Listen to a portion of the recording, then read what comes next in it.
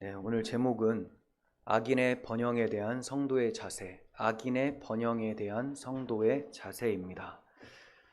자, 여러분들은 악인이 누구라고 생각을 하십니까? 악인, 악한 사람, 사람들 괴롭히는 사람, 불의를 행하는 사람, 여러 가지로 생각이 들 것 같습니다. 오늘 본문에 입각해서 말씀을 드리면, 그리고 성경에 주된 악인에 대한 개념에 대해서 좀 말씀을 드리면, 이 37편은 다윗이 쓴 시입니다. 다윗은 자기를 공격하고 자기를 죽이려고 했었던 사람들을 악인이라고 지금 표현을 하고 있어요. 다윗은 너무 자기 주관적인 것이 아니냐, 자기가 나쁜 사람일 수도 있는데 우리도 그러면 나를 공격하는 사람이 다 나쁘다라고 할 수 있는 것인가? 자, 그런 내용이 아닙니다. 다윗은 하나님께서 기름 부어 세워주신 왕이고, 하나님이 원래 이스라엘의 왕이신데 이스라엘 백성들이 눈에 보이는 왕을 세워달라고 해서 사울 왕을 그들의 요구대로 세우셨다가 사울 왕이 하나님 마음에 합하지 못해서 폐위가 되었죠. 그래서 하나님께서는 하나님의 마음에 합한 왕을 세우셨는데 그 왕이 바로 다윗이에요. 그러니까 하나님 나라의 대리 통치자로서 이 땅에서 통치하고 있는 왕이 바로 다윗입니다. 이런 다윗 왕을 죽이려고 하고 모함하고 반역하려고 한다는 것은 하나님을 반역하고 하나님 나라를 붕괴시키려고 하는 시도라는 겁니다. 그래서 다윗은 자신을 대적하는 자들을 악인이라고 얘기를 하고 있어요. 그럼 오늘날에는 어떤 사람을 악인이라고 할 수 있을까요? 오늘날 다윗이 예표했었던 메시아, 바로 예수 그리스도를 대적하는 자들이 성경이 말하는 악인이고 시편 37편이 말하는 악인입니다.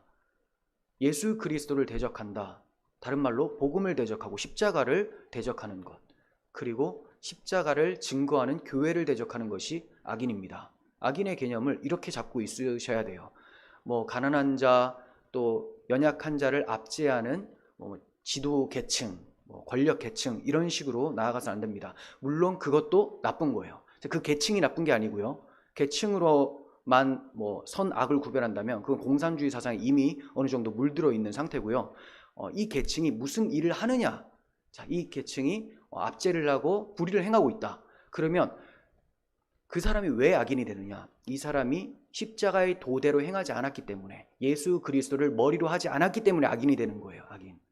성경이 말하는 악인은 그리스도 안에 있느냐, 그리스도 밖에서 그리스도를 대적하고 있느냐로 나뉘어지게 되는 것이지, 절대로 어떤 행동 자체로만 악하다, 선하다 이렇게 나뉘어지고 있지는 않습니다.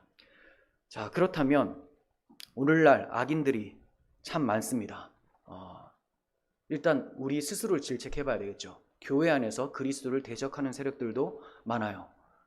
기복주의, 세속사상에 빠졌고 신비주의에 빠져서 어떤 경험주의에 빠져 있는 사람들, 또는 자유주의 신학들, 이단 신학이죠. 인본주의, 이런 신학들이 교회 내에 들어와서 그리스도의 십자가를 허무려고 하고 있습니다. 이런 사람들이 교회 내에 침투한 악인들이라는 것이죠. 이렇게 종교적으로 기독교 내에 악인들이 있고, 또 정치적으로는 어떤 정권이 들었을 때 기독교의 우호적인가 그렇지 않은가에 따라서 악한 정부냐 선한 정부냐가 나눠지게 됩니다. 우리는 굉장히 어려운 시기를 살고 있습니다. 자, 이럴 때에 우리가 딱 봤을 때 그리스도를 미워하고 교회를 대적하는 이런 사람들이, 이런 세력들이 오히려 승승장구하고 번영하는 것처럼 보여질 때가 많아요. 제 눈에도 그렇게 보여집니다. 자, 이럴 때 성도들의 마음이 참 상하게 마련인데, 이때 성도들은 어떤 마음을 가지고 있어야지만 신앙을 잘 지키면서 좌절하지 않고 소망을 두고 기뻐하며 살 수 있게 되는가에 대해서 말씀을 드리려고 합니다. 37편을 살펴볼 텐데요. 37편은 이러한 점을 강조하고 있습니다. 자, 악인과 의인의 대조입니다. 악인과 의인의 대조. 그리고 이 악인과 의인은 결국에는 결말이 달라진다. 결말이 달라진다라는 것을 설명하고 있어요. 이거는 시편 1편과도 굉장히 유사하죠. 복 있는 사람은 악인들의 꾀를 따르지 아니하며 죄인들의 길에 서지 아니하며 오만한 자의 자리에 앉지 아니하며 오직 여호와의 율법을 즐거워하여 그의 율법을 주야로 묵상하는도다. 복 있는 사람은 의인이에요. 뒤에 이제 의인이 나오고요. 그 다음 악인은 계속해서 여호와를 대적하는 꾀를 내는 사람들, 이렇게 나누어지게 되는데 시편 1편에서도 그 결말도 서로 다르다라는 것을 보게 됩니다. 자, 이와 같이 37편도 이 1편에 입각해서 이 정신이 흘러가고 있다는 것을 보게 됩니다. 자, 그러면 하나님 앞에서 의인이라는 것이 과연 존재하는가? 하나님 앞에서 스스로 각자의 의를 가지고 섰을 때에 하나님 앞에 옳다고 인정받을 사람이 있느냐? 시편 14편에서는 없다라고 말씀합니다. 여호와께서 하늘에서 인생을 굽어 살피사 지각이 있어 하나님을 찾는 자가 있는가 보려 하신즉 다 치우쳐 함께 더러운 자가 되고 선을 행하는 자가 없으니 하나도 없도다. 네, 선을 행하는 자가 없으니 하나도 없다라고 했고, 사도 바울도 로마서 3장 10절에서 기록된 바 의인은 없나니 하나도 없으며라고 강조를 하고 있습니다. 자, 그렇다면 의인과 악인의 기준이 무엇이냐? 제가 서두에 말씀을 드린 대로 예수 그리스도 안에 있느냐 밖에 있느냐에 따라서 나뉘어지게 되는 거예요. 갈라디아서 2장 16절을 봅니다. 사람이 의롭게 되는 것은 율법의 행위로 말미암음이 아니요 오직 예수 그리스도를 믿음으로 말미암는 줄 알므로 우리도 그리스도 예수를 믿나니 이는 우리가 율법의 행위로서가 아니고 그리스도를 믿음으로써 의롭다함을 얻으려 함이라. 율법의 행위로서는 의롭다함을 얻을 육체가 없느니라. 그러니까 의인이라는 것은 스스로의 의로는 설 수 없다. 하나님의 거룩하신 심판대 앞에 설 수 없다는 것을 알고 하나님께서 허락해 놓으신 유일한 인정하시는 유일한 의이신 예수 그리스도께로 나아가서 자기 죄를 회개하고 예수 그리스도를 영접하여 그분 안에 들어간 자를 의인이라고 칭하고 있는 것입니다. 반면 율법의 행위로서 자기의 의로서 하나님 앞에 의롭다함을 받아보겠다라고 하면서 그리스도의 의를 힘써 외면하고 부인하며 멀리하려고 하는 사람들, 이런 사람들을 악인이라고 하는 거예요. 여러분들은 당연히 의인이겠죠. 죄인이었으나 그리스도 안에서 의인으로 하나님께서 여겨주신 사람들이라는 거죠. 자, 그러면 이 악인과 의인 두 부류의 미래는 어떻게 되느냐? 37절 하반절 보시면 모든 화평한 자의 미래는 평안이로다. 악인의 미래는 끊어질 것이나 라고 말씀하고 있습니다. 화평한 자, 왜 화평한 자냐? 하나님과 우리를 화평하게 하시는 분, 예수 그리스도죠. 그리스도 안에서, 우리가 그리스도 안에 있죠. 그리스도 안에서 세상과 하나님을 화평하게 하기 위해서 그리스도를 전파하는 사람들이기 때문에, 화목해 하는 사명을 가진 사람들이기 때문에 화평케 하는 사람들이 바로 그리스도인, 의인이라고 하는 거예요. 이렇게 화평한 자의 미래는 평안이다 라고 합니다. 그리스도가 내 안에, 하나님이 나와 함께 하시기 때문에 평안해요. 대적이 없는 상태가 평안이다, 샬롬이다 말씀을 드렸죠. 이런 상태입니다. 하지만 악인들의 미래는 끊어져요. 어디로부터 끊어지냐? 생명줄이신 하나님으로부터 마침내 일반 은총까지도 없는 지옥불로 떨어지게 된다는 것을 말씀하고 있는 것입니다. 자, 그러므로 무엇을 말씀하려고 하시는 것이냐? 37편은 자, 이제 무엇을 말씀하시는지 1절에서 말씀하고 있습니다. 악을 행하는 자들 때문에 불평하지 말며 불의를 행하는 자들을 시기하지 말지어다. 네. 악을 행하는 사람들, 저 사람들이 잘 되는 것 보면서 불평하지 말고 또 저 사람들 보면서 시기, 질투하지 말고 부러워하지 말라라고 말씀하고 있는 것입니다. 자, 여기서 불평하지 말라라고 하시는데요. 왜 불평을 할까요? 악인들이 잘 되고 있는 모습 보니까 불평한 거예요. 그러면 누구한테 지금 불평을 토로하고 있는 걸까요? 불평등하다. 이거 원치 않는 모양새다. 누구한테? 모든 것을 주관하시는 하나님 앞에 불평을 하는 거죠. 그러니까 우리가 불평을 한다는 것은 우리도 쉽게 순간적으로 또 습관적으로 자주자주 불평을 하잖아요. 뭐 비가 오거나 날이 굳으면 또 불평하고 그러는데 사실은 하나님께 대해서 불평하는 것이 된다는 겁니다. 그러므로 우리의 입을 열기 전에 먼저 생각을 해야 됩니다. 그리고 악한 세상에 따라서 우리의 사고가 흘러가지 않도록 우리의 마음을 잘 지켜야 되는 거죠. 자, 결국 하나님께 불평하는 것이 됩니다. 모든 것을 하나님께서 주관하시기 때문이죠. 불평시기한다라는 것은 결국 그런 자들을 부러워한다라는 건데, 하나님께서 자신에게는 이 번영이라는 것을 허락하지 않은 것에 대한 불만족을 드러낸 것이 되죠. 아삽이라는 사람은 73편을 썼는데요. 거기서 경건한 사람이 시험에 빠졌던 내용을 다루고 있는데, 왜 빠졌는가? 경건한 사람이 왜 시험에 빠졌는가? 그 사람 또한 37편의 사람 다윗과 똑같습니다. 악인의 형통함을 보고 오만한 자를 질투했었던 거예요. 자, 그래서 우리 성도들이 마음이 상심되지 않고 또 절망 가운데 빠지지 않으려면 무릇 지킬 만한 것 중에 내 마음을 지키라 하신 말씀을 기억하면서 불평이나 시기 하는 말은 입 밖에 내지 않는 것이 되게 중요한 포인트입니다. 자, 2절 보십니다. 그들은 풀과 같이 속히 배임을 당할 것이며 푸른 채소같이 쇠잔할 것이미로다. 네, 풀과 같이 속히 배임을 당하게 되는 것이 악인들의 결국이다. 속히라는 표현, 그리고 이따가 살펴보겠지만 잠시 후에, 이런 표현들, 시간적인 표현이 자주 나옵니다. 그러니까 부러워하지 말라는 거예요. 금방 없어진다. 저거 장구할 것 같지? 길 것 같지? 아니다. 속히 배임을 당한다. 푸른 채소같이 쇠잔해진다. 우리가 뭐 채소 하나 마트에서 사도 냉장고에 집어놔도 금방 이제 색깔이 변하지 않습니까? 이와 같이 아무리 푸릇푸릇해도 금방 시들어진다라는 것을 기억하라는 겁니다. 자, 이와 비슷한 내용을 기록한 시편도 봅니다. 129편 6절. 지붕의 풀과 같을지어다. 그것은 자라기 전에 마르는 것이라. 네, 지붕의 풀과 같아요. 지붕에 풀이 있다. 네, 어떤 모양새인지 모르겠지만 햇빛을 아주 강렬한 햇빛을 금방 받겠죠. 그러면서 어느 정도의 햇빛이 아니라 강하게 받다 보니까 자라기 전에 마르게 된다라고 해석이 되는 것 같습니다. 자, 이와 같이 악인의 형통함에 대해서 우리가 불평하거나 시기할 필요가 없다라는 것을 시편은 말씀하고 있는 거죠. 여호와를 의뢰하라라고 또 말씀을 하고, 자, 여호와를 기뻐하라라고도 말씀하고요. 여호와께 맡기라. 여호와 앞에 잠잠하고 참고 기다리라. 여호와를 소망하라라는 권면의 말씀을 73편에서 반복하고 있습니다. 자, 불평과 시기에 대한 적극적인 자세가 바로 이런 겁니다. 하나씩 살펴봅니다. 3절.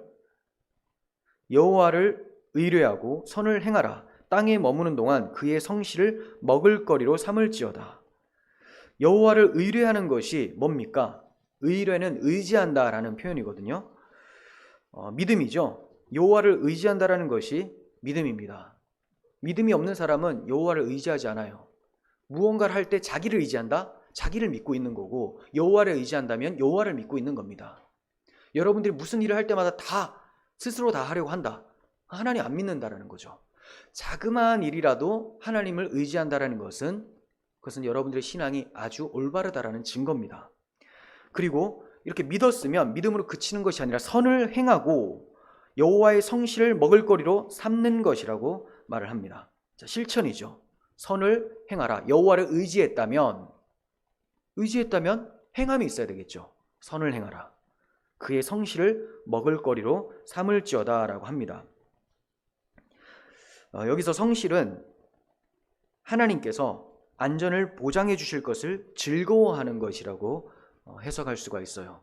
하나님께서 늘 신실하시게 그 약속을 이루어내시는데 자기 백성을 끝까지 포기하지 않으시고 구원해 내신다라는 그 약속, 안전 보장이라는 것을 느끼면서 즐거워하는 상태, 이걸 그의 성실을 먹을거리로 삼을지어다라는 거예요.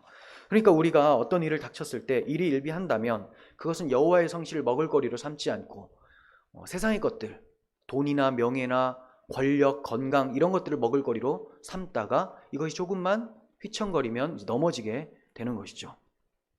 4절을 봅니다. 또 여호와를 기뻐하라. 그가 내 마음의 소원을 내게 이루어 주시리라. 여호와를 기뻐하는 신앙은 여호와를 의뢰하는 신앙보다 한층 더 자라난 신앙이라고 할 수가 있어요. 의지하다 못해 이제 그분을 기뻐하는 거예요. 여호와를 기뻐하는 신앙은 하나님의 뜻을 자기의 뜻과 같이 여기는 데까지 나아간 신앙입니다.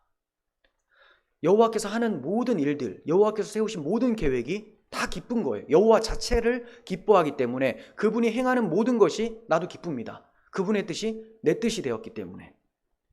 그러므로 이러한 사람이 기도를 한다면 기도가 이루어질까요? 안 이루어질까요? 당연히 이루어지겠죠.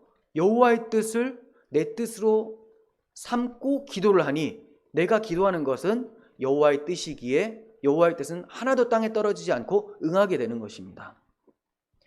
중요한 것은 우리가 여호와를 의지해야 되고요. 의지했다면 그분을 기뻐하고, 기뻐하는 사람은 간구를 할 때 하나님께서 행해 주시는 그 기도에 응답해 주시는 것을 보고 즐거워하며 찬송을 돌릴 수 있어야 됩니다.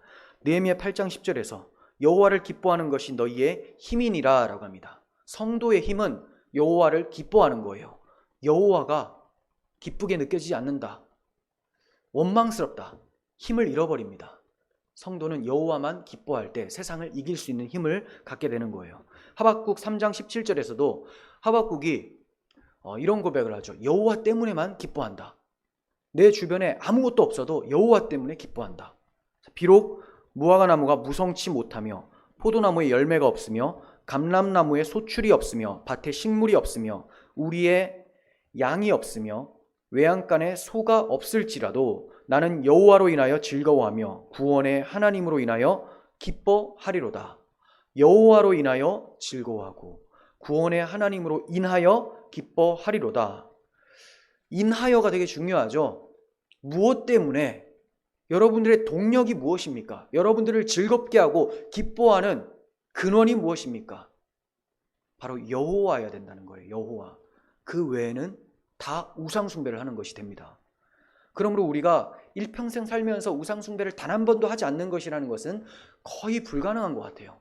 여호와만을 바라야 되는 것이 우리의 목표이며 목적이지만 그렇지 않을 때가 많습니다. 그럴 때 나의 신앙을 빨리 체크하고 회개하면서 여호와만을 바라할 수 있는 신앙 되게끔 기도를 하셔야 됩니다. 자, 5절에서 6절을 봅니다. 내 길을 여호와께 맡기라.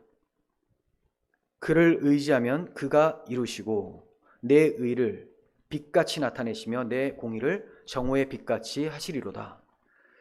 진정으로 의뢰하는 자라면 여호와께 맡기는 자예요. 맡기는 자. 여기서 맡기다라는 원어의 뜻은요, 굴리다라는 겁니다. 여호와께 굴려버리다. 뭘 굴리느냐? 짐을 굴린다라고 생각하시면 돼요. 여러분들이 계획하시고 이루려고 하는 것들이 있죠. 그런 것들이 여러분들이 지고 가시기에는 너무 무거운 거예요. 물론 세속적인 것이라면 그냥 하나님께 맡기지 마시고 버리십시오.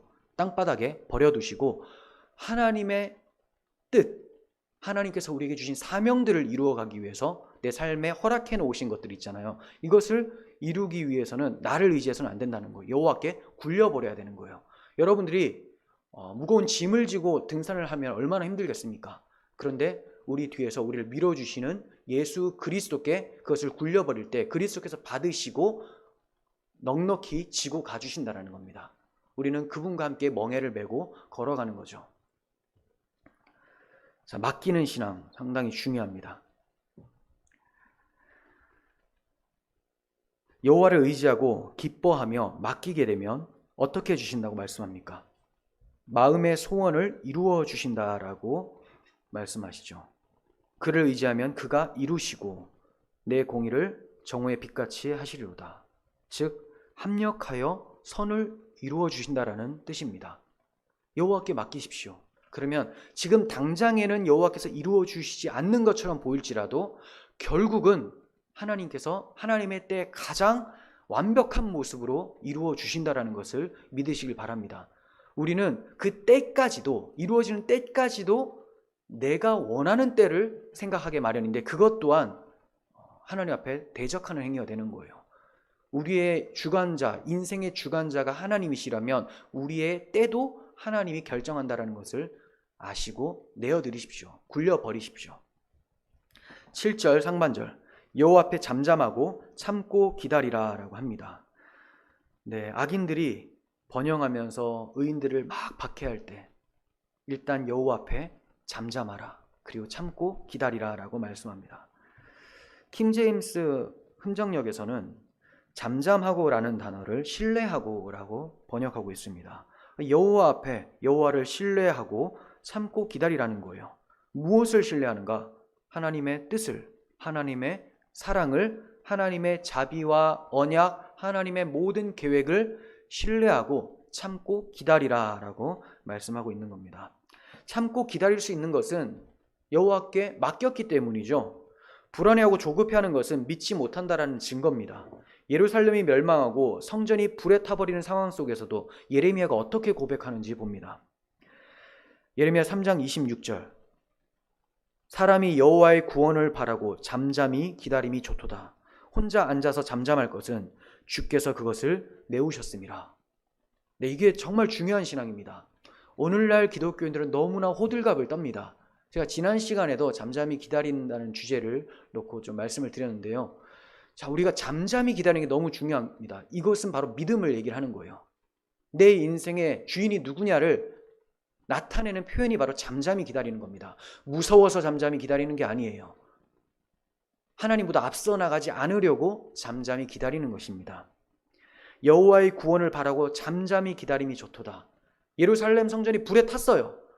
바벨론 포로로 끌려가게 생겼습니다. 우리나라가 전복이 됐어요. 기독교인들이 다 말살되기 직전의 상황이라고 생각해 보십시오. 그런데 예레미야가 여호와의 구원을 바라고 잠잠히 기다림이 좋도다라고 해요. 그럼 사람들이 뭐라고 할 거예요? 저렇게 겁쟁이라고 하겠죠. 하지만 가장 용기 있는 사람이 바로 자기를 내어놓고 하나님께 나아가는 것, 하나님을 붙잡는 사람이 용기 있는 사람이에요. 그렇다고 아무것도 하지 말라는 게 아닙니다. 먼저 여호와의 뜻을 구하고 여호와께서 원하시는 것을 지혜롭게 행해 가셔야 된다는 거예요. 그것도 여호와의 능력으로 행해야 된다는 거죠. 여호와의 능력으로 하려면 기도해야 되겠죠. 기도 없이 행하는 것은 나의 능력으로 하는 것이기 때문입니다. 자, 7절 하반절부터 또 봅니다. 자기의 길이 형통하며 악한 꾀를 이루는 자 때문에 불평하지 말지어다. 분을 그치고 노를 버리며 불평하지 말라. 오히려 악을 만들 뿐이라. 8절 안에는 분과 노와 불평이라는 말이 들어있죠. 이것은 하나님께 악을 행하는 것을 의미합니다. 분을 내거나 노를 내거나 또 불평을 한다. 하나님께 악을 행하는 것이다 라고 말씀하고 있는 거예요. 이게 바로 불신앙의 모습이죠. 역대하 12장 14절 킹제임스 흥정역으로 또 봅니다. 자, 그는 르호보암이에요. 르호보암 왕, 남유다 왕이죠. 그가 악을 행하였으니 이는 그가 주를 구하기 위해 자기 마음을 예비하지 아니하였기 때문이더라. 르호보암이 악을 행했다라고 해요. 무엇이 악이냐? 주를 구하기 위해 여호와를 찾고 바라보기 위해 자기 마음을 준비하지 않은 것, 자신의 심장을 준비시키지 않은 것, 여호와를 바라보는 심장을 준비하지 않은 것이 바로 악이다라고 해요. 하나님 앞에 겸비하지 않은 상태가 바로 악이고요. 하나님 앞에 겸비하지 않은 상태로 행하는 것이 악행인 거죠. 악행. 반드시 하나님께 내 마음을 준비하지 못하고 굳게 세우지 못하면 습관적으로 자주자주 악행을 하게 됩니다. 르호보암이 그렇게 했어요. 여호와 앞에 자신을 드리지 못했습니다. 여호와를 찾는 그런 마음을 준비하지를 못했던 것입니다. 9절 봅니다. 진실로 악을 행하는 자들은 끊어질 것이나 여호와를 소망하는 자들은 땅을 차지하리로다. 11절과 굉장히 비슷합니다. 온유한 자들은 땅을 차지하며 라고 나와 있는데, 자, 악을 행하는 자들은 끊어져요. 여호와를 소망하는 자들은 땅을 차지합니다. 그래서 예수님께서 이 말씀을 기억하시면서 인용하셨던 것 같아요. 온유한 자는 복이 있나니 그들이 땅을 기업으로 얻을 것이며 라고 말씀하시죠. 즉 여호와를 소망하는 사람들은 어떤 사람이냐? 마음이 온유한 사람이라는 거예요. 여러분들이 쉽게 분을 바라고 불평하고 노를 바라잖아요. 그렇다면 여호와를 소망하지 않는 증거가 되는 거예요. 근데 여러분들이 잠잠히 참고 기다리고 온유하며 오른뺨을 맞으며 왼뺨을 돌려대고 하나님을 바라보고 그리스도의 십자가를 바라보면서 참고 인내하고 있다면 여호와를 소망하는 자다라고 합니다. 그 사람은 땅을 차지하게 된다. 이 땅에서도 하나님께서 허락해 놓으신 풍성한 복을 누리고 마지막 주님 다시 오실 때 영적인 하늘의 복들을 경험하게 된다는 것을 말씀하고 있는 것이죠. 끊어질 자와 차지할 자에 대해서 37편은 자주 대조시켜서 강조를 하고 있습니다. 악인은 반드시 끊어집니다. 여러분이 여호와를 소망하는 그리스도인들이라면 반드시 약속하신 하나님의 나라를 차지하게 될 거예요. 그럼에도 불구하고 잠시 있다가 없어질 악인의 번영에 대해서 불평하고 시기하고 있다면 우리의 신앙이 뭐가 되겠습니까? 우리는 다만 여호와를 의뢰하고 여호와께 맡기고 여호와를 기뻐하며 참고 기다리며 여호와를 소망해야 되는 것입니다. 10절을 봅니다. 잠시 후에 악인이 없어지리니 내가 그곳을 자세히 살필지라도 없으리로다. 36절과 유사합니다. 자, 완전히 없어진다라는 것을 강조하고 있어요. 죄인이 죽고 나서 남기는 것이 뭐냐라고 묻는다면 여러분 뭐라고 대답하시겠습니까? 아무것도 없다. 성경에 의하면 남는 것이 없고 정말로 무덤에 들어간 사람을 보면 남는 것이 없더라. 그가 그토록 원했던 가지고 있었던 소유도 기쁨도 영예도 목표도 하나도 남는 것이 없더라. 잠시 후에는 악인이 없어지리니 그곳을 자세히 살펴볼지라도 없으리로다 라고 합니다. 이렇게 없어질 것에 목매지 마시라는 거예요. 악인들이 번영한 것 때문에 배 아파한다? 이것은 내가 땅에 속한 자라는 것을 나타내는 겁니다. 우리가 하늘에 속한 자라면 영원한 것을 소유하고 또 하나님의 약속을 받은 자라면 땅의 것 때문에 배 아파해서는 안 되는 것이죠. 여기서 잠시 후라고 얘기를 했습니다. 악인의 번영이 잠시 잠깐뿐이라는 거예요.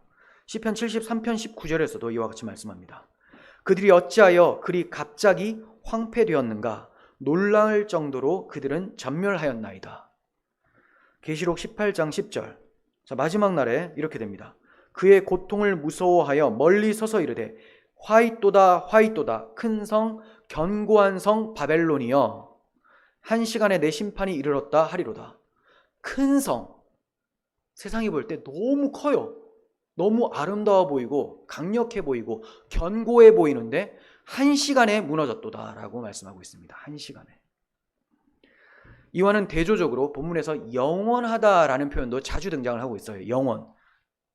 누구에게 사용되는 말이냐? 의인들, 온유한 자들, 여호와를 소망하는 자들은 영원하다라고 합니다.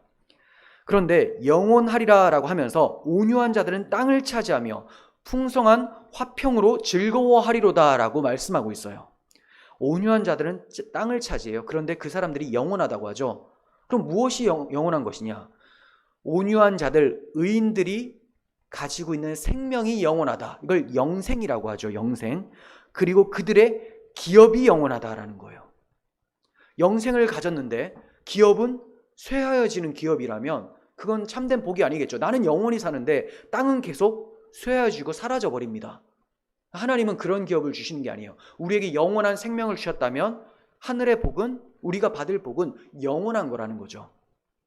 그래서 영원한 기업이신 하나님을 우리가 받게 되는 것이고, 두 번째는 영원한 하나님을 섬길 하나님의 성도들을 기업으로 받게 되는 것이고, 또 영원한 새하늘과 새 땅을 받게 되는 것, 이것이 우리가 땅을 차지하리로다라는 말씀입니다.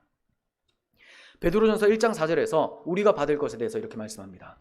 썩지 않고 더럽지 않고 쇠하지 아니하는 유업을 있게 하시나니 곧 너희를 위하여 하늘에 간직하신 것이라. 자, 우리는 썩지 않고 더럽지 않고 쇠하지 않는 기업을 이어가게 됩니다. 하늘에 약속하신 것이에요. 그런데 반대로 이 땅의 것은 어떻다고 합니까? 세상의 것은 썩으며 더럽고 쇠하여지는 것이다. 이게 바로 땅의 것이다 라고 하는 겁니다. 여러분들은 땅에 속한 자입니까? 하늘에 속한 자입니까? 우리의 시민권은 하늘에 있는지라 라고 사도 바울은 얘기를 하죠. 하늘에 있는 자답게, 하늘에 속한 자답게 이렇게 여호와만을 기뻐하고 즐거워하면서 낙심하지 마시고 살아갈 수 있었으면 좋겠습니다. 12절과 13절 봅니다. 악인이 의인치기를 꾀하고 그를 향하여 그의 일을 가는도다. 그러나 주께서 그를 비웃으시리니 그의 날이 다가옴을 보심이로다. 악인이 의인치기를 꾀하고 있어요. 하나님께서 악인들을 보고 비웃으시는 이유가 뭐냐? 이렇게 의인을 치는 악인들의 날이 곧 이르게 될 것을 하나님이 보고 계시기 때문에 비웃고 계신다는 거예요. 그러면 악인들의 그의 날은 어떤 날이냐? 심판의 날, 종말이죠. 그들이 끝나는 날입니다. 여호와께서는 그걸 보고 계세요. 너희들이 내 백성을 그렇게 괴롭히고 있구나. 그런데 너는 왜 보지 못하냐? 네 앞에 사망이 내 앞에까지 와 있다. 그 날이 속히 이를 것이다 라고 하나님은 보고 계시기 때문에 비웃고 계신다는 거죠. 하나님이 보신다면 우리도 볼 수 있어야 되는 거예요.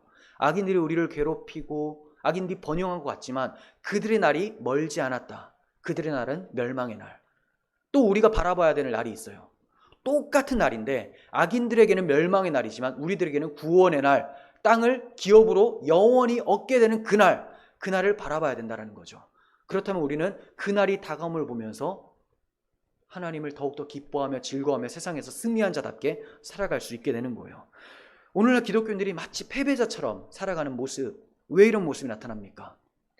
종말론적인 신앙을 가지고 살지 않기 때문입니다. 주님 곧 오신다라는 것, 주님 오시면 나의 모습이 어떻게 될 것이고 악인은 어떻게 될 것이라는 것을 전혀 생각하지 않고 그냥 지금 살아가는 이 시간이 전부인 것 마냥 살아가기 때문에 그렇습니다. 그리고 자기가 그리스도 안에서 정말로 하나님 앞에서 의롭다함을 받은 자신의 공의가 해와 같이 빛날 것 같다라는 그런 하나님의 약속을 굳게 믿지 못하고 있기 때문이죠. 그래서 주님 오시는 날조차도 두려워하는 사람들이 있어요. 주님 오시면 나 심판받는 거 아니야? 그래도 지금 누리고 있는 이 복을 조금 더 누렸으면 좋겠다. 너무나 믿음 없는 소리죠. 여러분, 우리가 아무리 이 땅에서 최고의 삶을 누린다고 해도 그것은 하늘에 비하면, 하늘에서 우리가 누릴 것에 비하면 비교할 수조차 없다라고 설명할 수 있습니다. 사도 바울은 비교를 해봤더니 내가 누리고 있었던 세상의 것들은 똥과 같은 것이었다, 배설물 같은 것이었다, 이렇게 표현하지 않습니까? 세상에서 아무리 최고라고 생각하는 것, 하늘에 갖다 놓으면 버려야 될 것이라는 겁니다.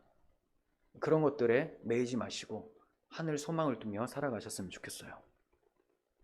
하나님께서 악인들을 당장에 멸하실 수 있는 분이시지만 그렇게 하지 않고 계시죠. 이것은 악인을 이 세상에 두시는 것도 하나님의 선하신 목적을 이루는 데 사용되기 때문입니다. 그러므로 성도는 자신들을 박해하는 악인들의 멸망의 날이 길어지는 것 같아서 힘들지라도 참고 기다리는 것이 유익한 것인 줄 알고 여호와를 기뻐하며 이 시기를 지내야 되는 거예요.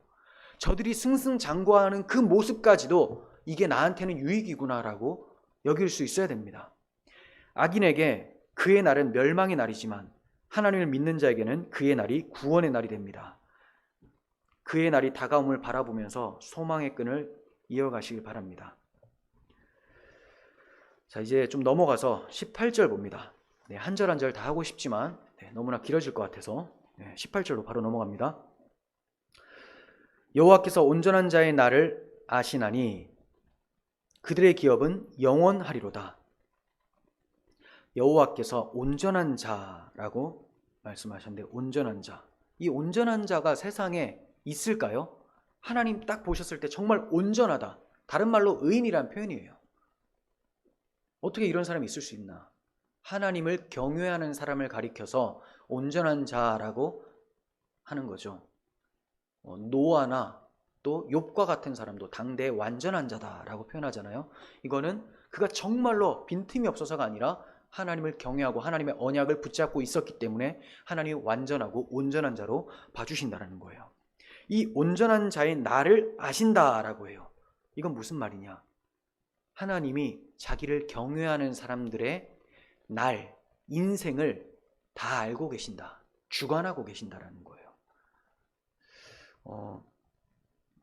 제가 이번 주에 저희 집에 홈캠을 설치를 했어요. 저희 아기가 또 어떻게 자고 어떻게 일어나고 하는 것을 또 보기 위해서, 그리고 또 아기를, 저희 집이 이제 예배당에서 한 1분 거리도 안 되잖아요. 그래서 만약에 아기를 재워놓고 저희 아내가 예배당에 나왔을 때 이제 애가 울면 쭈르 달려가면 1분 안에 가니까 이제 한번 설치를 했습니다. 자, 그런데 그걸 보면서 많이 느끼는 거는 제가 이제 책상에서 이렇게 휴대폰을 보고 있거든요. 계속 켜놔요, 상시적으로. 그러니까 애가 조금만 움직이면 제가 공부를 하다가 딱 보이게 되는 거예요. 제가 이걸 보면서 야, 하나님이 우리를 이것보다 더 자세하게 보실 텐데 성경에는 눈동자 같이 보신다고 해요. 눈동자. 눈에 넣었다라는 거예요. 저는 이제 휴대폰을 보지 않으면 우리 아이가 어떻게 하는지를 알 수가 없죠. 그렇지만 하나님은 그냥 CCTV가 아니라 우리를 눈 안에 넣었다고 말씀하고 계세요. 하나님이 CCTV보다 못 보시겠습니까? 우리의 모든 일거수일투족을 다 알고 계시는 하나님. 거의 감시 모드라는 게 있어요. 바람이 불면 잎사귀가 살짝 흔들릴 정도까지도 캐치해서 이제 알림이 뜨는 거죠. 이와 같이 하나님께서 우리의 자그마한 신음소리에도 하나님은 반응하신다는 겁니다. 우리의 모든 인생을 다 보고 계시고 보고만 계시는 것이 아니라 전능하시고 또 모든 것을 계획하신 분이시기 때문에 당신의 뜻대로 좋으실 대로 이끌어 가신다는 거예요. 자, 그렇다면 제가 박해를 당하고 어려움을 당할 때에도 하나님은 보고 계시는 거죠. 또 하나, 우리가 죄를 지을 때도 하나님은 보고 계신다는 거예요. 제가 이번에 CCTV를 그렇게 보면서 많은 것을 느꼈습니다. 와, 내가 이랬을 때도 하나님이 날 보고 계셨구나. 무섭다. 내가 이럴 때에도 하나님 날 보고 계셨구나. 위로가 된다. 늘 하나님 앞에서 코람데오 신앙, 이게 종교개혁자 칼빈의 신앙이었고 종교개혁자들의 신앙이었지 않습니까? 우리도 이와 같이 내가 하나님 앞에 서 있다. 하나님은 나를 놓치지 않으신다. 저는 자요. 하지만 하나님은 졸거나 주무시지도 않는다라고 시편 기자가 말씀하지 않습니까? 이와 같이 우리의 모든 삶이 하나님께 있고 하나님이 경영해 가신다는 것을 기억하시길 바랍니다. 그래서 23절에서는 여호와께서 사람의 걸음을 정하시고 그의 길을 기뻐하시나니라고 말씀하고 있습니다. 여호와께서 사람의 걸음을 정하시고 그의 길을 기뻐하신다. 저 왜 기뻐하시냐? 우리가 잘못할 때 그걸 기뻐하시는 것이 아니라 잘못한다 할지라도 하나님이 원하시는 대로 끌고 가실 것이기 때문에 그 길이 하나님의 뜻 가운데 맞기 때문에 기뻐하신다는 거예요. 하나님 우리를 어떻게 지으셨습니까? 태중에 있기 전에도 우리를 이미 알고 계셨던 하나님이세요. 시편 139편 16절 내 형질이 이루기 전에 주의 눈이 보셨으며 나를 위하여 정한 날이 하나도 되기 전에 주의 책에 다 기록되었나이다. 다 기록되었고 주의 눈이 우리를 보고 계셨다라는 거죠. 내가 생겨나기도 전에 19절 상반절 봅니다. 그들은 환난 때에 부끄러움을 당하지 아니하며. 환난 때 하나님을 경외하는 사람들은, 온전한 사람들은 부끄러움을 당하지 않습니다. 이 부끄러움이라는 것은 여호와 앞에 수치가 드러나지 않는다라는 거예요. 물론 이 문맥상에서 보면 적들에게 쫓겨서 완전히 멸망당하지는 않는다라고 해석하는 것이 이제 1차적인 해석이고, 또 모든 사람이 가장 두려워하는 대상 바로 하나님이죠. 그 하나님 앞에 섰을 때에 우리의 수치가 드러나지 않는다까지도 연결을 시켜서 해석하시는 것이 좋습니다. 베드로전서 2장 6절 우리가 벗은 자로 드러나지 않는 이유가 뭐냐? 부끄러움을 당하지 않는 이유, 성경에 기록되었을 때 보라 내가 택한 보배로운 모퉁이 돌을 시온에 두노니 그를 믿는 자는, 예수 그리스도를 믿는 자는 부끄러움을 당하지 아니하리라 하셨으니. 네. 예수 그리스도를 믿는 자는 수치가 드러나지 않아요. 예수 그리스도의 보혈로서 덮어주시니까. 그리스도를 믿지 않는 자는 자신의 힘으로 무화과 나무 잎을 엮어 만든 아담과 같은 그런 수치가 드러나게 되는 것이죠. 그래서 예수 그리스도를 믿는 사람들은 그 예수 그리스도가 보배로운 모퉁이돌, 견고한 반석이 되는데, 그리스도를 믿지 않는 사람들은 걸려 넘어지게 하는 바위가 되시는 분이 되는 거죠. 예수 그리스도가. 자, 우리는 그리스도 안에 있기를 힘써야 됩니다. 누가 나를 어떻게 공격하느냐 이런 데 초점을 두기보다는 내가 그리스도를 얼마나 바라보고 있고 경외하고 있느냐, 그분 안에 있느냐, 여기에 힘써야 돼요. 그의 날에 의인과 악인은 어떻게 된다고 말씀하는지 22절을 봅니다. 주의 복을 받은 자들은 땅을 차지하고 주의 저주를 받은 자들은 끊어지리로다. 계속해서 반복되어 나오고 있죠. 땅을 차지하고 그들은 끊어진다. 자, 왜 이렇게 반복하느냐? 그러므로 악인들의 형통을 부러워하지 마라. 불평하거나 시기하지 말라는 거예요. 조급해하지 말고 함부로 입을 열지 말라. 27절 봅니다. 악에서 떠나 선을 행하라. 그리하면 영원히 살리니. 자, 악에서 떠나 선을 행하라. 무턱대고 선을 행하는 게 아니에요. 무슨 좋은 일을 한다고 해서 하나님이 선으로 인정해 주시는 것이 아닙니다. 악에서 떠나고 회개를 하고요. 하나님을 의지하고, 하나님을 의지한다는 것은 하나님이 보내신 자 예수 그리스도를 믿는 거죠. 그분을 믿고 그분을 따라서 선을 행하는 겁니다. 그리스도 안에서 선을 행하면 그리하면 영원히 살리니 여호와께서 정의를 사랑하시고 그의 성도를 버리지 아니하심이로다. 그들은 영원히 보호를 받으나 악인의 자손은 끊어지리로다. 또 나오죠. 끊어진다. 하지만 의인들은 영원히 살리니라고 합니다. 의인이 땅을 차지함이며 거기서 영원히 살리로다. 네, 영원히 산다, 끊어진다라는 말씀이 계속 나옵니다. 원래 사람은 죽음과 죽음 이후에 대한 불안감으로 한평생 매여 마귀의 종살이를 하는 사람들입니다. 예수님께서는 십자가 지시기 전에 불안에 떠는 제자들을 안심시키시면서 이렇게 말씀해 주셨어요. 요한복음 14장 1절에서 너희는 마음에 근심하지 말라. 하나님을 믿으니 또 나를 믿으라. 마음에 근심하지 말라.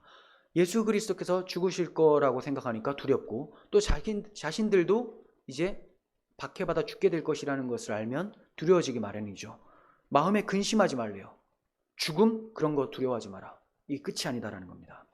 하나님을 믿으니 또 나를 믿으라. 여러분, 마음에 근심하지 말아야 되는 이유가 뭐냐? 예수님께서는 제자들이 하나님을 믿고 있다는 전제하에 마음에 근심하지 말라고 하시죠. 하나님을 믿으니 마음에 근심하지 마라. 너희들 하나님 믿고 있잖아. 하나님을 믿고 있는 사람이 근심을 한다. 그럼 예수님 말씀이 틀린 겁니까? 내가 하나님을 안 믿는 겁니까? 내가 잘 못 믿고 있다라는 거예요. 자, 그리고 여기서 끝나는 게 아니에요. 그럼 하나님을 믿는 사람은 도대체 어떤 사람이냐? 하나님을 믿으니 나를 믿으라. 하나님이 보내신 자 예수 그리스도를 믿고 알고 영접하는 것, 이것이 진짜 하나님을 믿는 거다. 그리스도 안에 있으면 죽어도 살겠고라고 했어요. 그러므로 죽음을 두려워하지 않아요. 그리스도께서 죽은 자 가운데서 잠자는 자들의 첫 열매가 되실 것이기 때문에 죽음도 사망도 다 이기시고 승리하신 분이기 때문에 두려워하지 않아요. 그래서 마음에 근심하지 말라라고 하는 겁니다. 예수님께서 자신을 믿는 자들이 들어가게 될 아버지의 집을 준비시켜 주실 것이기 때문에 마음에 근심하지 말라라고 말씀해 주신 것입니다. 요한복음 14장 2절 보시면 내 아버지 집에 거할 곳이 많도다. 그렇지 않으면 너희에게 일렀으리라. 자, 너희 마음에 근심하지 마라. 내가 죽는다고 해서, 너희가 죽을 거라고 해서 아니다. 내 아버지 집은 거할 곳이 많다. 만약에 이것이 환상에 불과한 것이었다면, 이것이 거짓말이었다면, 내 아버지 집이 좁아 터졌다면 내가 그거 아니다라고 이미 너희들에게 말을 했을 것이다. 하지만 내 아버지 집은 정말로 거할 곳이 많고 내가 너희를 위해서 거처를 준비하러 갈 것이다. 그러므로 마음에 근심하지 말라라고 말씀하고 있는 거예요. 요한복음 14장 2절 하반절부터 또 봅니다. 내가 너희를 위하여 거처를 예비하러 가노니 가서 너희를 위하여 거처를 예비하면 내가 다시 와서 너희를 내게로 영접하여 나 있는 곳에 너희도 있게 하리라. 예수님 지금 이렇게 말씀하시고 계시는 거예요. 나는 지금 나의 집으로 간다. 내 아버지의 집으로 간다. 마지막 유산을 받으러 간다. 그러나 나 혼자 천국으로, 내 집으로 가는 것이 아니라 잠시 후면 너희도 그곳에 있게 해서 너희도 함께 유업을 누리도록 해주겠다라고 말씀하고 계시는 거죠. 그러므로 마음에 근심하지 말라. 악인들의 번영을 불평하거나 시기하지 말라라는 말씀이에요. 그리스도인이든 아니든 사람들은 자신보다 먼저 떠난 사랑하는 사람을 다시 보고 싶어하게 마련입니다.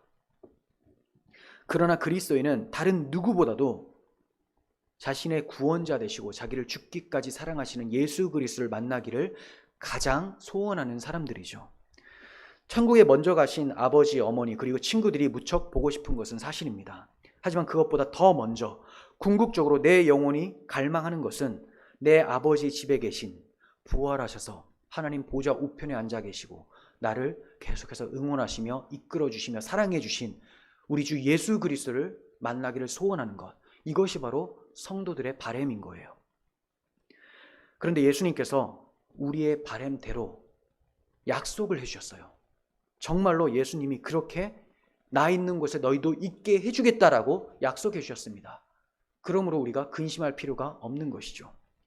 그러나 악인들은 그리스도께로부터 끊어져서 영원한 형벌에 처하게 될 것입니다. 그럼에도 불구하고 불평하고 시기하시겠습니까? 30절 봅니다. 의인의 입은 지혜로우며 그의 혀는 정의를 말하며 그의 마음에는 하나님의 법이 있으니 그의 걸음은 실족함이 없으리로다. 악인이 의인을 엿보아 살해할 기회를 찾으나 여호와는 그를 악인의 손에 버려두지 아니하시고 재판 때도 정죄하지 아니하시리로다. 자, 다시 31절에는 그의 마음에는 하나님의 법이 있으니 라고 했죠. 하나님의 법이 그 마음에 있으니 하나님의 재판정에서 어떻게 된다고 합니까? 33절 끝에 재판 때에도 정죄하지 아니하시리로다. 법이 마음에 있느냐 밖에 있느냐의 차이예요. 아무리 법을 잘 지킨다 하더라도 밖에 있잖아요. 그럼 거룩하신 하나님의 법을 어떻게 완벽하게 지켜낼 수 있겠습니까? 그 마음까지도 하나님께 드려야 되는데 너희는 마음을 다하고 힘을 다하고 목숨을 다하여 주 너의 하나님 여호와를 사랑하고 경외하라라고 나오잖아요. 그런데 마음을 다해야 되는데 그냥 행동만 다하는 것처럼 보여졌어요. 그래서 결코 우리 마음 밖에 하나님의 법이 있으면 우리는 하나님의 재판정에서 의롭다 칭함을 받을 수가 없습니다. 하지만 이 하나님의 법이 우리 마음에 심겨졌을 때는 얘기가 달라져요. 마음에 심겨졌으니 내 마음이 원하는 것이 하나님의 뜻이거든요. 그 뜻대로 그냥 따라 사는 거예요. 내 안에 사는 이 예수 그리스도니 그분 때문에 우리는 하나님의 법을 주야로 묵상하고 즐거워하며 살아가게 되는 것입니다. 그러므로 이렇게 살아가는 사람들의 결국은 여호와의 재판정에서 의롭다함을 받고 정죄치 않게 된다는 것이죠.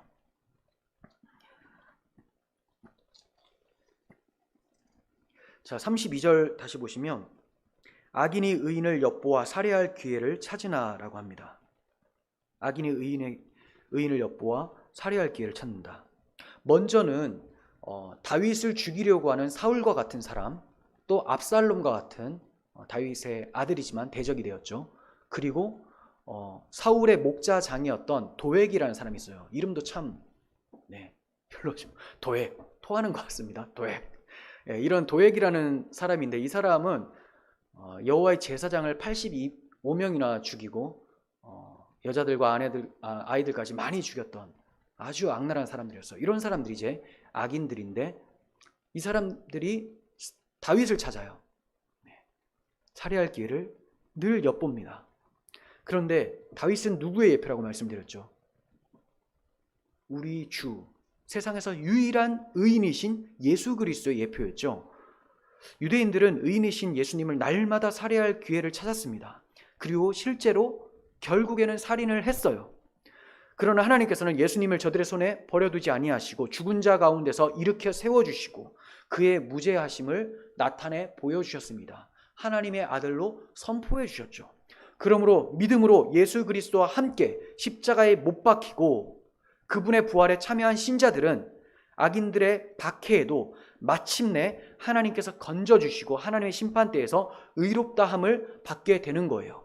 예수 그리스도께서 의인들의 박해 가운데서도 죽음 가운데서도 다시 살아나시며 승리를 나타내셨던 것처럼 그리스도 안에 있는 우리들도 마침내 승리를 만끽하게 될 것이고 여호와의 재판장에서 의롭다함을 받게 된다는 겁니다. 34절 여호와를 바라고 그의 도를 지키라. 그리하면 내가 땅을 차지하게 하실 것이라. 악인이 끊어질 때에 내가 똑똑히 보리로다. 내가 악인의 큰 세력을 본즉 그 본래의 땅에 서 있는 나무 잎이 무성함 같으나 내가 지나갈 때에 그는 없어졌나니 내가 찾아도 발견하지 못하였도다. 찾아도 발견하지 못하게 됩니다. 악인들에 대해서 본래 땅에서 서 있는 나무잎이 무성한 모습이라고 말씀을 하고 있죠. 본래 땅에 나뭇잎이 무성한 그런 나무처럼 보여져요. 하지만 잎만 무성하고 열매 없는 무화과 나무와 같은 것이 그들의 모습이라고 말씀하고 있는 겁니다. 보기에만 괜찮아 보이는 거예요. 악인들의 번영, 저들의 권력, 저들의 힘, 저들이 휘두르는 칼들, 마치 강력하고 대단해 보여요. 하지만 아무리 찾아도 찾지 못할 것이다. 그들의 멸망을 네가 눈으로 목도할 것이다 라고 말씀하고 있습니다. 그리고 악인들에게 이 땅이 어떤 땅이냐? 본래의 땅이라고 하죠. 우리는 본향이 어디예요? 하나님 나라예요. 그래서 이 땅은 잠깐 통과하는 곳입니다. 그래서 여기서 좀 어려워도 괜찮아요. 여기가 우리 집이 아니기 때문에. 하지만 악인들은 이곳이 집이에요. 이곳이 멸망당하면 큰일 난다고 생각합니다. 그래서 이곳을 정말 자기들의 세상으로 만들기 위해서 온갖 노력을 다합니다. 사람들은 각자 이곳에서 바벨탑을 쌓아가며 자기들의 나라를 구축하고 있어요. 하지만 큰 성 바벨론이 무너졌도다 하는 것처럼 이들은 이 세상과 함께 멸망당하게 되는 거예요. 이와 대조적인 말씀을 봅니다. 시편 92편 12절. 의인은 종려나무같이 번성하며 레바논의 백향목같이 성장하리로다. 이는 여호와의 집에 심겼으며 우리 하나님의 뜰 안에서 번성하리로다. 자, 의인은 종려나무와 같이 번성하며 레바논의 백향목같이 성장한다라고 해요. 정체가 된 게 아니에요. 성장해요. 자, 악인들은 그들의 본래의 땅에서 잎만 무성했는데 의인들은 백향목과 같이 막 성장합니다. 그 이유가 뭐냐? 어디에 심겼느냐에 따라 달라져요. 여호와의 집에 심겼느냐 아니면 여호와 밖에서 본래 땅에 심겨져 있느냐. 여호와의 집에 심겼다는 것은 소속이 하늘이라는 거예요. 하늘에 심겨져 있느냐 아니면 땅에 심겨져 있느냐. 땅에 심겨져 있는 자들은 땅과 함께 멸망당할 것이고 무하늘에 심겨진 자들은 영원한 하나님 나라에서 복락을 얻게 된다. 그리고 이 땅에서도 하나님의 열심 가운데서 잎이 무성하게 자라나고 열매 또한 계속해서 맺어 갈 것이다 라고 말씀하고 있는 것이죠. 이게 바로 우리들, 예수 그리스도 안에 있는 우리들의 모습이라는 것입니다. 빌립보서 3장 20절. 그러나 우리의 시민권은 하늘에 있는지라 거기로부터 구원하는 자 곧 주 예수 그리스도를 기다리노니. 여러분 잊지 마시길 바랍니다. 우리는 이 땅에서 보기 좋은 나라, 정말 사람들이 살기 좋은 나라, 이런 나라를 만들려고 이 땅에 보냄을 받은 자들이 아니에요. 이 땅에서 그나마 살기 좋은 나라가 되게 하려면 복음을 전파하고 다 예수 그리스도를 머리로 삼는 사람들이 생겨나면 이 땅도 살만한 나라가 됩니다. 이 땅이 교회와 같이 되면, 타락한 교회 말고요, 예수 그리스도를 잃어버린, 복음을 잃어버린 교회 말고 정말 그리스도가 주인 되어주시고 머리 되어주신 그런 복음적 교회답게 세상이 다 예수 그리스도를 믿게 되면 살만한 나라가 되죠. 하지만 성경은 세상이 다 예수 그리스도를 믿지 않는다라고 합니다. 그리스도의 나라가 이 땅에 있고 세속의 나라, 바벨탑을 쌓는 대적들이 이 땅에 있어요. 우리는 둘 사이에 끼어져 있어요. 하늘에도 속했고 땅에도 속했어요. 하지만 우리 마음은 하늘에만 속해져 있어야 되겠죠. 우리의 몸은 양쪽에 끼어져 있지만, 자, 이곳에서 하늘나라를 전파하면서 살아가는 것, 하나님 다시 오셔서 하나님 나라를 이루어내시는 것, 이것을 위해 우리는 사명을 받은 자들입니다. 그래서 거기로부터 구원하는 자, 주 예수 그리스도를 기다린다라고 하는 것은 우리는 하늘의 시민권자라서 이 땅에서 아방궁 짓고 사는 것이 아니라 이 땅 또한 주님 오셔서 하늘나라와 같이 만들어내시는 것,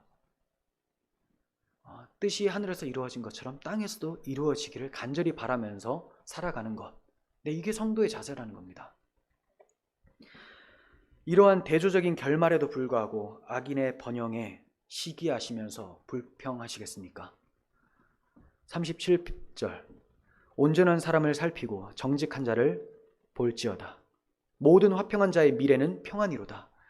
범죄자들은 함께 멸망하리니 악인의 미래는 끊어질 것이나 라고 합니다. 또 얘기하죠. 두 미래가 나와요. 결국 달라집니다. 평안하냐, 끊어지느냐. 여러분들의 미래를 한번 내어다 보십시오. 여러분, 우리가 삶의 동력을 어떻게 얻을 수 있냐면 지금 나와 함께 하신 예수 그리스도, 그분 때문에 나의 미래가 어떻게 되느냐, 이것을 놓쳐버리면 동력을 잃는 것이고, 이것을 계속해서 생각하고 묵상하고 산다면 동력을 얻는 것입니다. 이제 결론의 말씀을 봅니다. 39절. 의인들의 구원은 여호와께로부터 오나니 그는 환난 때에 그들의 요새시로다. 여호와께서 그들을 도와 건지시되 악인들에게서 건져 구원하심은 그를 의지한 까닭이로다. 악인들의 멸망 그리고 의인의 구원, 이것이 무엇에 따라서 나뉘어진다고 말씀합니까? 구원하심은 그를 의지한 까닭이로다. 네. 하나님을 믿느냐 믿지 않느냐, 이것 때문에 우리의 결말이 달라져요. 착하게 산다고, 의롭게 산다고 그런 거 없습니다. 하나님을 믿으십시오. 하나님을 믿으니 또 나를 믿으라 하신 것처럼 그리스도를 믿으십시오. 그러면 그리스도께서 여러분들의 삶을 경영해 가실 것이고, 여러분 삶에서 의의 열매를 맺어 가시면서 정말 선한 삶을 살아가게 만들어 내실 거예요. 그러면 여러분들은 여호와의 구원을 보게 될 것입니다. 이것이 우리들의 미래입니다. 그러나 우리를 박해하고 그리스도의 복음을 가로막고 회방하며 자기 나라를 만들려고 하는 사람들, 이런 사람들은 끊어 없어질 것이고 우리가 아무리 찾아봐도 찾을 수 없게 될 것입니다. 악인의 번영으로 인해서 힘들어하신 적이 있으실 겁니다. 오늘 말씀이 우리 마음의 위로로 또 힘으로 찾아오는 계기가 되었으면 좋겠습니다. 기억합시다. 여호와를 의지하십시오. 여호와를 기뻐하십시오. 여호와께 맡기십시오. 여호와 앞에 잠잠하고 참고 기다리십시오. 여호와를 소망하는 우리 모두가 되기를 간절히 소망합니다. 기도하겠습니다. 하나님 아버지, 저희가 악과 싸우려고는 많이 생각했는데 그 싸우는 힘이 하나님이시라는 것을 잊어버리고, 또 악인의 번영에 배아파하고 화가 나고 하나님이 왜 참고 기다리시는가라고 불평했었던 저희들의 악한 모습, 오히려 악을 행할 뿐이라 라고 말씀하신 것처럼 악을 행했던 저희들의 모습을 회개합니다. 하나님, 저들의 번영은 잠시 잠깐이라는 것을 저희는 압니다. 주님 말씀해 주셨기 때문입니다. 잊지 않고 기억하며 주님 다시 오실 때에 공의로운 재판장께서 악인들을 완전히 멸하실 것을 우리가 보게 하여 주시고, 비록 우리도 하나님 앞에 내어놓을 곳이 없지만 하나님이 내어주신 예수 그리스도를 믿음으로 하나님 앞에서 의롭다함을 받고 우리들의 미래는 평안이라는 것을 경험할 날을 기대하며 살게 하여 주시옵소서. 우리 구주 예수 그리스도의 이름으로 기도합니다. 아멘.